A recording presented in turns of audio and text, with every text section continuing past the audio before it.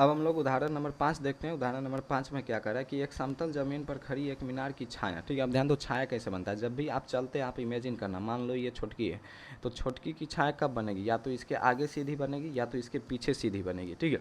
तो अगर कोई मीनार है इस तरीके से खड़ा, तो इसकी छाया हमेशा इस तरीके से सीधी बनेगी, ठीक है। आप मान लो जैसे ऐसे खड़े रहते हो, ठीक है, तो आपकी छाया कैसे बनती है, आप ऐसे ऐसे चलते हो और आपकी छाया इस सीधी रेखा में आगे आगे बढ़ती है। इमेजिन करके देखो, तो कोई मीनार होगा इस तरीके से, तो उसकी छाया हमेशा इस तरीके से बनेगी। ये मीनार है तो छाया ये है, ठीक है।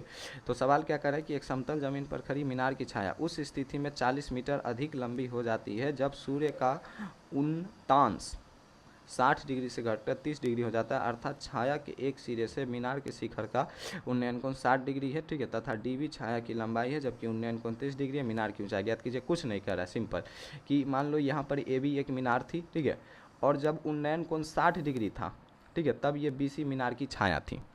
लेकिन हुआ क्या, ठीक है, ये था, समझो फिगर पूरा समझो, ये ए बी एक मीनार है, ठीक है, तो ये ए बी एक मीनार है, यही ले लेते हैं पेन, ठीक है, ये ए बी एक मीनार है। जब उन्नयन कोण, ठीक है, ये उन्नयन कोण 60 डिग्री था, तब बी सी जो था वो ए बी मीनार की छाया थी और इसकी लंबाई मान के चलते एक्स मीटर। लेकिन जब उन्नयन कोण 60 डिग्री से घट के 30 डिग्री हो गया, तो ये जो बी सी छाया जो कि एक्स मीटर था, ठीक है, ये 40 मीटर बढ़ गया, तो ये पूरी छाया की लंबाई कितना हो जाएगा, एक्स प्लस 40 मीटर, ठीक है। समझना पूरा केस कि ए बी कोई मीनार है, ठीक है, 60 डिग्री का उन्नयन कोण बन रहा था, तब छाया की लंबाई ये बी सी जो थी ये ए बी मीनार की छाया थी, ठीक है। कब, जब 60 डिग्री उन्नयन कोण था, मान लेते हैं एक्स मीटर, कुछ एक्स मीटर लंबाई रहेगी।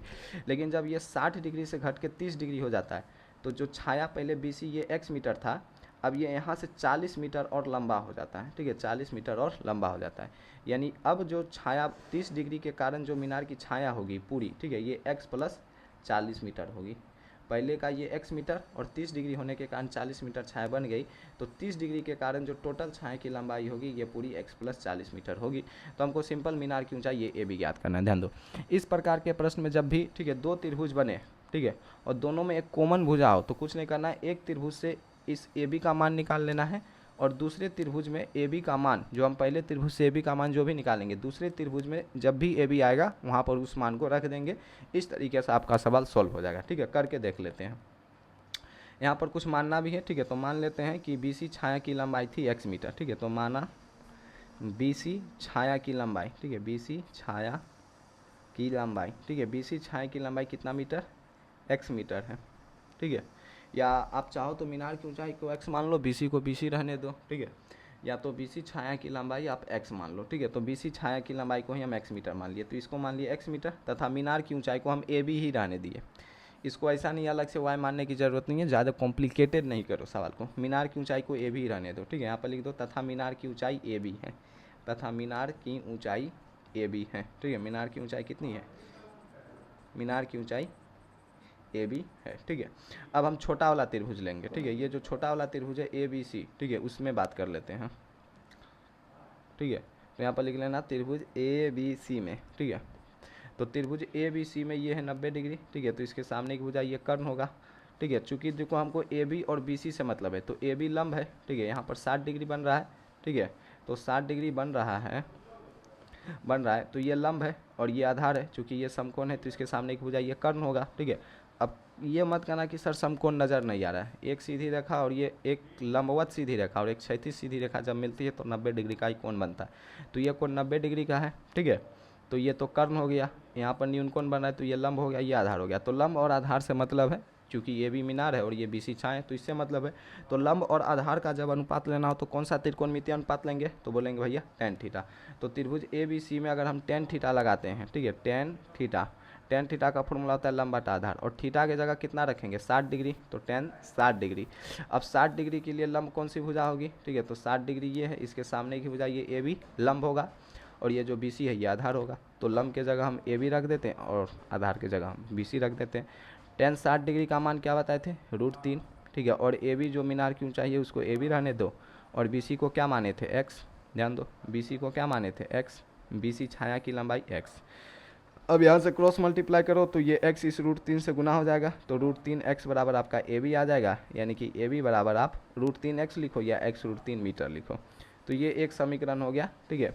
ए बी बराबर x√3 मीटर। ठीक है, अब कुछ नहीं करेंगे। ठीक है, दूसरा त्रिभुज लेंगे और वहाँ पर ए बी का मान पुट करेंगे, x का मान निकल जाएगा, फिर x का मान इस समीकरण में पुट करेंगे, ए बी का मान निकल जाएगा। बस यही आपको करना है। ठीक है, अब हम दूसरा बड़ा वाला त्रिभुज लेते हैं। अभी हम ये छोटा वाला त्रिभुज ए बी सी लिए थे। ठीक है, अब हम बड़ा वाला त्रिभुज ये ए बी डी लेते हैं। ठीक है, तो त्रिभुज ए बी डी में, त्रिभुज ए बी डी में लिख देना अब त्रिभुज ए बी डी में। ठीक है, फिर से आप टेन थीटा ही लो। ठीक है, तो टेन थीटा बराबर लंब बटा आधार, और इस बार थीटा का मान कितना लेंगे, क्योंकि ये बड़ा वाला त्रिभुज ले रहे हैं तो न्यून कोण है 30 डिग्री। ठीक है, तो थीटा के जगह हम लेंगे 30 डिग्री, 33 डिग्री। अब 30 डिग्री के सामने की जो भुजा है ए बी, ये लंब होगा। ठीक है, तो लंब के जगह हम रख देंगे ए बी, और ये जो आधार है, ठीक है, ये पूरी भुजा, ये बड़ा वाला त्रिभुज ले रहे हैं। ठीक है, ये बड़ा वाला त्रिभुज ले रहे हैं। ठीक है, ये भाग जा रहा है, ये सीधी रेखा, ये बड़ा वाला त्रिभुज ले रहे हैं, तो ये पूरा आपका जो होगा, ठीक है, ये क्या होगा, आधार होगा। अब ये बी सी है x। ठीक है, यहाँ पर लिख देना चूँकि, ठीक है, बी सी बराबर है x मीटर। ठीक है, और ये सी डी बराबर है 40 मीटर। ठीक है, तो ये पूरा ये जो बी डी है ये कितना हो जाएगा। ठीक है, तो इसलिए बी डी बराबर आपका हो जाएगा x + 40 मीटर। ठीक है, तो यहाँ पर बी डी के जगह आधार क्या है आपका बी डी, को बी डी रहने दो। 33 डिग्री का मान 1/√3। ठीक है, ए बी का मान क्या है, यहाँ से x√3 रख सकते हैं। ठीक है, x√3, और बी डी का मान यहाँ से x + 40 रख सकते हैं। बस क्रॉस मल्टीप्लाई कर दो, ये 1 x + 40 से गुना होकर ये x + 40 ही रह जाएगा। a√3 इस x√3 से गुना हो जाएगा, तो √3 × x√3। ठीक है, यहाँ पर ये आपका x + 40 ही रहेगा। ठीक है, ये √3 × √3 3, और ये इंटू में x है ही है। x को उस पार भेजेंगे तो इधर 40 रह जाएगा, और इधर 3x, यहाँ पर x प्लस में है तो इस पर आके माइनस का x हो जाएगा, इधर 2x हो जाएगा, इधर 40 हो जाएगा, 2 से 40 कट जाएगा 20 बार में। ठीक है, तो x बराबर आपका हो जाएगा 20 मीटर। ठीक है, x बराबर क्या आ गया, 20 मीटर आ गया। ठीक है, लेकिन हमें x का तो मान निकालना ही नहीं है, हमें BC से कोई मतलब ही नहीं है, हमें AB का मान निकालना है। तो अगर इस x का मान, ठीक है, ध्यान से समझो, अगर इस x का मान इस समीकरण में पुट कर दें तो क्या AB का मान आ जाएगा, तो बोलेंगे भैया बिल्कुल आ जाएगा। ठीक है, तो समीकरण ए में AB का मान पुट करने पर, ठीक है, x का मान पुट करने पर, तो AB बराबर आपका आ जाएगा 20 × √3, तो AB बराबर आपका आ जाएगा 20√3 मीटर। ठीक है, यानी कि जो मीनार की ऊंचाई हो जाएगी, आप लिख लेना आधा मीनार की ऊंचाई कितनी हो जाएगी, 20√3 मीटर। तो इस तरीके से इस तरह के सवालों को हम सॉल्व करते हैं। ठीक है, हम आपको शुरू में ही बता चुके हैं, उदाहरण में आपको सवाल बनाना नहीं है, सीखना है कि सवाल बनता कैसे, बनाना है आपको प्रश्नावली में। ठीक है, तो इस तरीके से आपका उदाहरण नंबर